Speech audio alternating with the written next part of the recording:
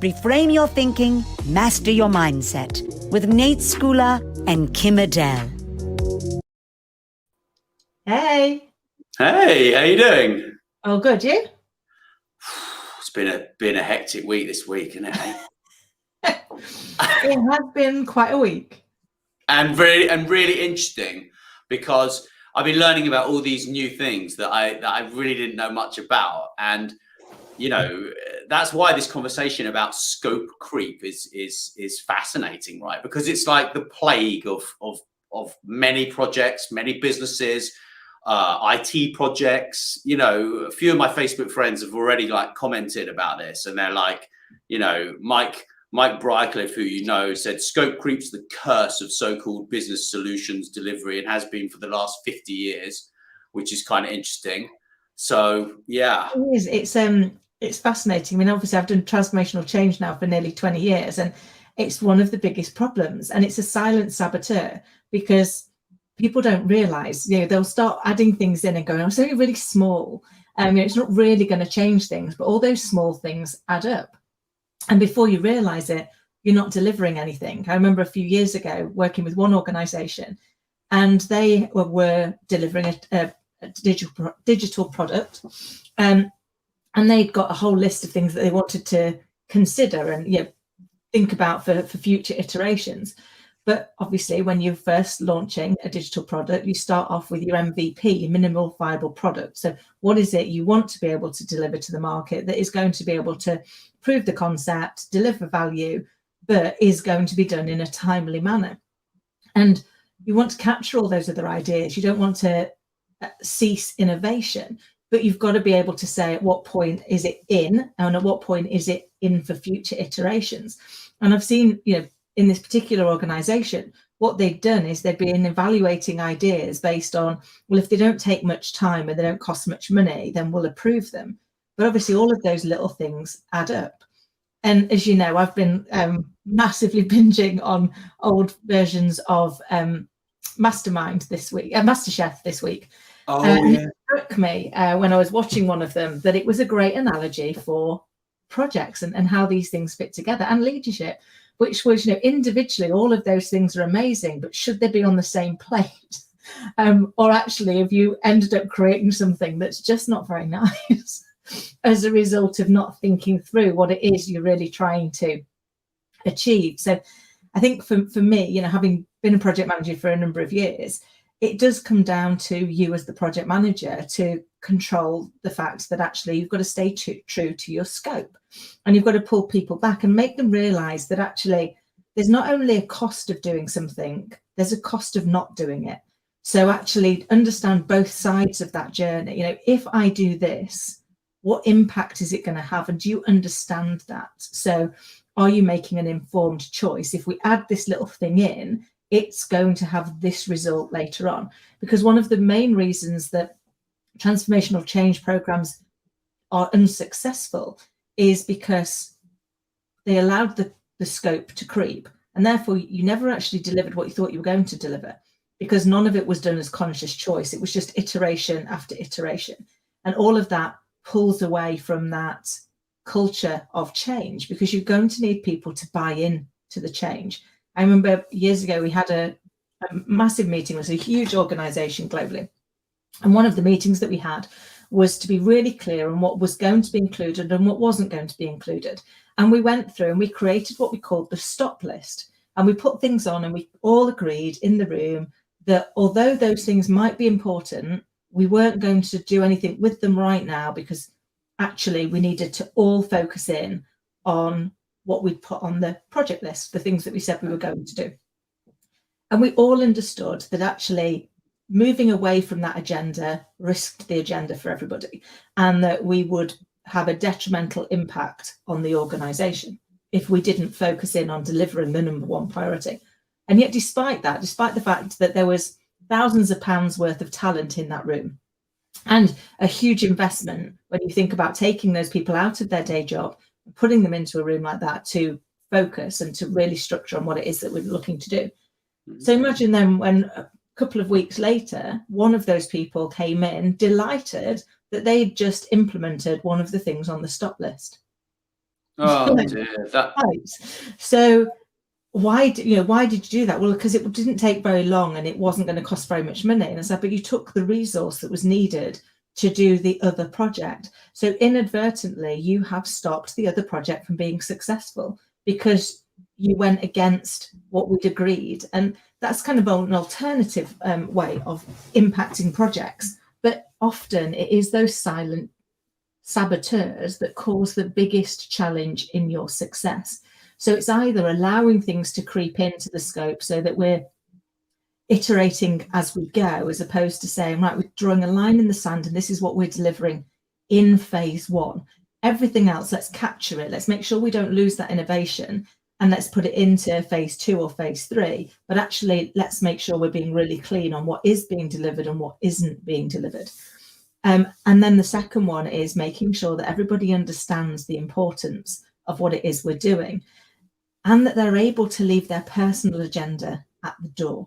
Because in this particular example, that guy's personal agenda about wanting to have something delivered for him and his department was greater than the group agenda, which was to do the right thing for the organization and its clients.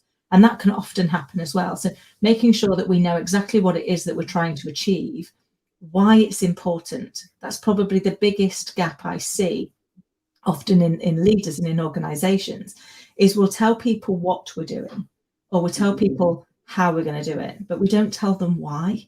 We don't explain to them why it's important that we're doing it in the way that we're doing it.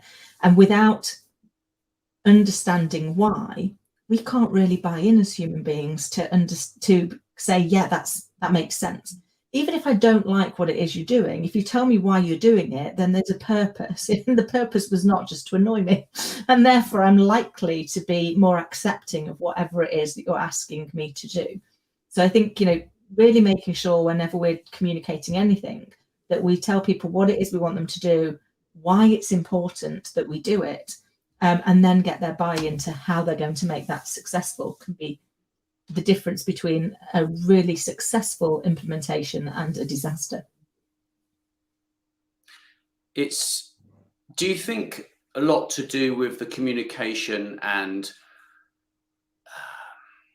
I'm going to say a weakness on the project manager's point of management style? Perhaps they feel intimidated by the other members within the organization, and that's why perhaps they can't say, no, I'm sorry, that's not in the original brief. And if you want to do that, is it a lack of governance? What's the... There can be a whole number of things, but I think one of them is often, obviously, every project has a sponsor. So it has somebody really senior in the organization that is responsible for it, that is the person who is going to get the glory if it all goes well, and is probably going to get the challenge if it all goes horribly wrong. And very often when you're in those roles, it can possibly undermine the project manager if you're the sponsor and you're saying, well, I want to put this in. So it's making sure that as the project manager, you're thinking about actually, why is it important that I stick to the scope? And it's important that I stick to the scope because if this goes well, it's going to make that sponsor look amazing. If it goes badly, it's going to make the sponsor look flawed in their approach. So having the conversation with them to say, look, if I put this in, this is the risk to the overall project. This is the potential risk to you and your reputation. And actually, I want to make sure that I'm always putting you in the best light. I remember there used to be an analogy for many years, which was it's about picking your battles. And personally, I think it's not about picking your battle, it's about picking your battlefield. So if you start to have that discussion in a wide group, then the project sponsor may want to demonstrate their